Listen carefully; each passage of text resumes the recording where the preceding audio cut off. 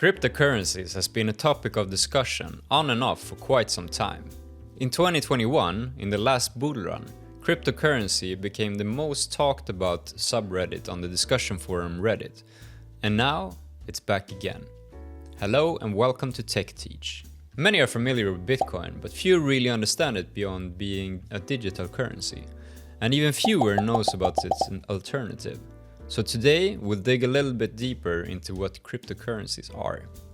According to Wikipedia and many experts, a currency is typically issued by a government.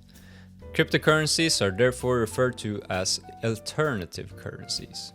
Simply put, a cryptocurrency is a currency just like the US dollar, which you can exchange for goods and services or other currencies.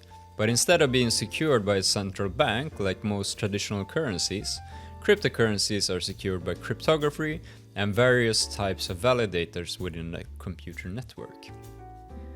Examples of three major cryptocurrencies are BTC, ETH, and SOL.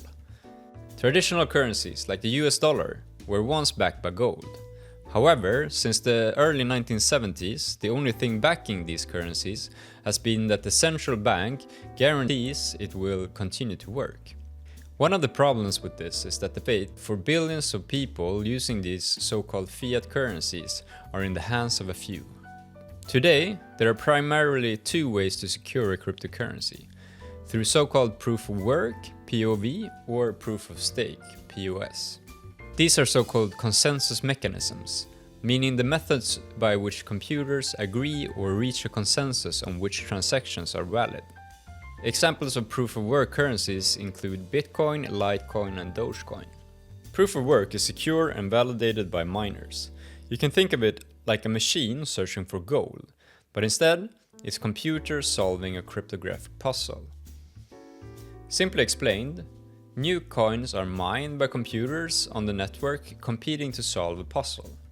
The only way to solve the puzzle is to use computing power, and the one who solves it is rewarded with cryptocurrency.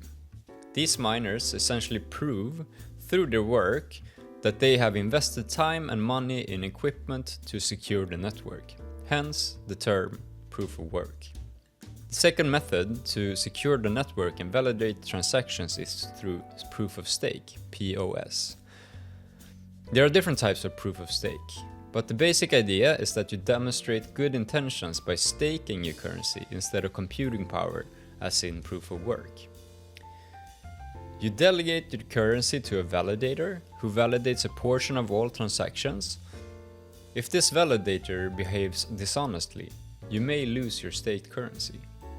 Typically, your currency is locked for a period of time, during which it cannot be used. In return, you earn a yield on your coins. Examples of proof-of-stake blockchains include Solana, Cardano, and Avalanche, even though Solana uses a more advanced proof-of-stake called proof of history. With cryptocurrencies, you can take full control of your own finances without needing a third party to manage your money. This is done by owning a digital wallet. A wallet acts like a physical wallet, something you have full control over. Unlike money in a bank or on a centralized exchange platform, which is usually controlled by someone else. With a digital wallet, you can send currency from your wallet to someone else's without involving a bank or other third parties. This freedom is referred to as Web3, meaning we take back control from big corporations, banks, and governments that has historically had significant control over what we do with our money and data. Many believe this freedom will expand to many other areas, and today there are cryptocurrencies representing a decentralized AT&T called Helium, where you can participate as a mobile node for the Internet of Things, and now also 5G network. Another cryptocurrency aims to decentralize databases and files on the internet. It's called FileCoin. Their goal is to have all internet files stored in a distributed and decentralized database. Examples of different types of cryptocurrencies. You have Bitcoin, which is representing digital gold. You have Audius, a music service. You have dTravel, a decentralized Airbnb. You have Uniswap, a decentralized trading platform. You have USDC, a stablecoin.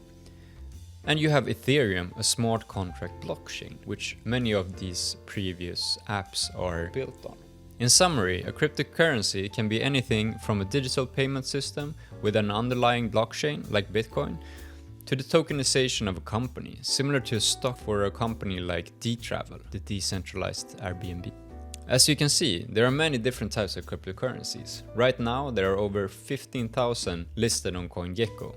But what they all have in common is that they can be transferred from one digital wallet to another, are a type of digital token, are secured by cryptography on a blockchain, and are often partially or entirely decentralized. If you like this video, please like and subscribe to get more simply explained cryptocurrency videos.